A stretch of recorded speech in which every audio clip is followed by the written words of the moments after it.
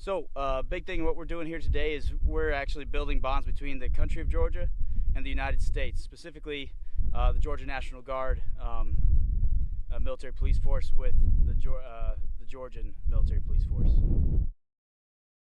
So before coming out to out here to the nation of Georgia, what we end up doing is we're going out there, we're training.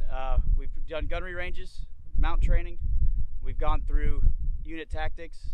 On top of that, we've gone through policing, collecting intelligence, and setting up cordons, TCPs, VCPs, and ECPs. So it was important for us to get this training in. It refreshed the training that the soldiers had already received through all their schooling. It reinforced those points. On top of that, it made a more effective and combat-ready unit in general, prepared to take on any tasks that could come our way. The biggest thing was getting these soldiers ready to come out here and wear that the American patch proud, and get them out here training hard and showing the Georgians what the American forces have and what they're capable of as well. So with interacting with the Georgia National Defense Forces, we've actually seen a lot of cooperation. It's been eye-opening to see how the bond of warriorhood and brotherhood and sisterhood extends past the borders of the United States and into their countries as well. When you're sitting next to another soldier from another nation and you find that common bonds of camaraderie, it makes a big difference, especially when we get to talking and we find out we have a lot of stuff in common already. So building that bond between each other is extremely important. I've seen it in the eyes of my soldiers, and I've seen it in the Georgians.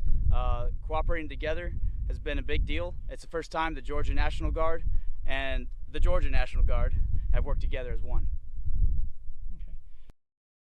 Okay. So the result for the unit, for this bilateral training that we're conducting here, is going to be for whenever the time calls where we have to operate with the Georgia military, whether it be in Afghanistan, Iraq, or any other battlefield we find ourselves in. We'll be able to communicate with them properly. They'll know how we operate, and we will know how they operate, so that we can better understand each other and be a more effective fighting force. Well, personally for me, it means the world. I am prior service. I did serve in the Marine Corps and have done deployments before. So coming out here and training another nation is actually an extremely rewarding experience. Getting to train with other warriors from other cultures and from all around the world, you learn that you're not really that different. And so it's cool interacting with them. It's cool interacting with the other nations here, like Great Britain and Ukraine. Understanding how they operate and how we operate, and just getting along and building that camaraderie. So the value of this training can never be understated. Being a part of a multinational exercise like Agile Spirit really builds the bonds of brotherhood and sisterhood across the military branches. It builds bonds that can't be broken. And the important part for us to remember about that is we all come from somewhere, and we all have a lot more in common than we think. Not only do we learn to healthy respect for each other, we learn to respect each other's cultures, and we learn to respect each other's military service. On top of that, we're building those bonds that just can't be broken. Having the ability to train with my fellow soldiers, you know, we are National Guard, so we come in once a month and we train together. But getting out here together as one for a long, extended periods of time helps us figure out how we better operate as a unit, helps us figure out better who we are as soldiers.